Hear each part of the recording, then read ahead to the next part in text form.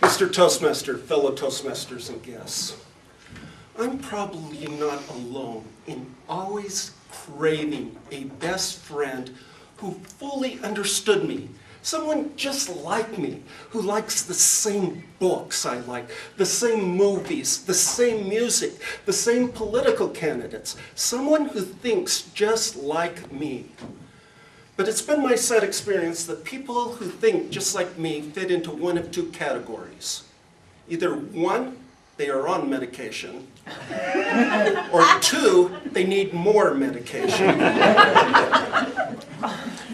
And thus it was with great surprise that one day I was reading issue 458 of The Amazing Spider-Man. I have 3/4 of my retirement in comic books. I know some of you used to buy stocks. Who needs medication today?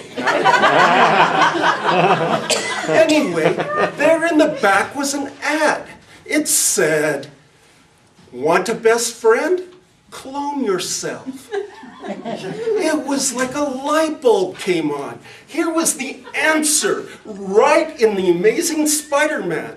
I immediately got up, called the toll-free number for the South Korea Institute of Cloning, and found out they could start immediately for just $500,000. Fortunately, that was the value of my comic book collection. A quick flight to South Korea, and I was so excited. This was like the fulfillment of a lifetime ambition. Only 48 hours. I didn't sleep one of those nights. On the day my clone was to be ready, I was just bouncing up and down, giddy. I couldn't have been more excited. And they brought him out. It was a baby. It was a baby clone. What was I going to do with a baby? I couldn't pal around with a baby. Have to put him through preschool and college. This is not what I wanted. The world already has one Bentley who is a baby, and there is no need for another. I was not happy, and I made my displeasure known. I told them I was a Toastmaster. They were not impressed. I told them I was a lawyer. That got their attention. And a new offer. For an additional $500,000, they could do an accelerated growth program and could age my clone to be my exact age. Fortunately, I'm not only a lawyer, I'm a professional gambler. A quick trip to a Japanese casino, 3 spins of the roulette wheel, and I was back in business. Another 48 hours, and out came my clone. The exact duplicate of me.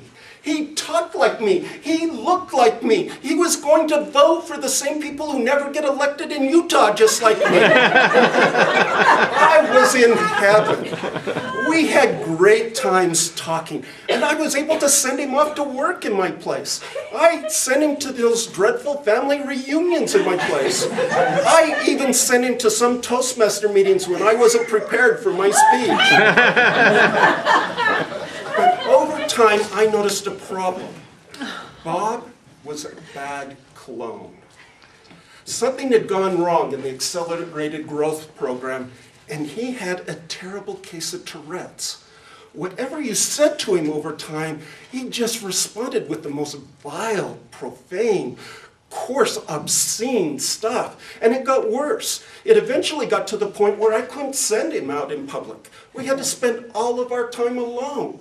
And even that started to get tedious. One day we were out hiking up Mount Olympus, and Bob was going off on some obscene rant, and I just couldn't take it anymore. I don't know what came over me, but I just screamed inside, reached out and pushed him over the edge. It was horrible. Bob went tumbling end over end down hundreds of feet. No one could survive that. Oh, I felt horrible, and I mourned Bob. The Toastmaster has promised me at the conclusion of this tale we'll have a minute of silence for Bob. But I have to admit that I also felt a little relieved, and I walked back with a heavy heart, but kind of a light skip. that at least the ordeal of Bob was over. But there, I was met at the trailhead by the police. Someone must have seen and called them. And there were interrogations, questions, investigations, but they didn't know what to charge me with. It wasn't homicide, I was still alive. It wasn't suicide, I was still here. I was about to walk away scot-free when the chief of police called in. They had a charge, and I was convicted. You're not going to believe this. What could it have been? Making an obscene clone fall.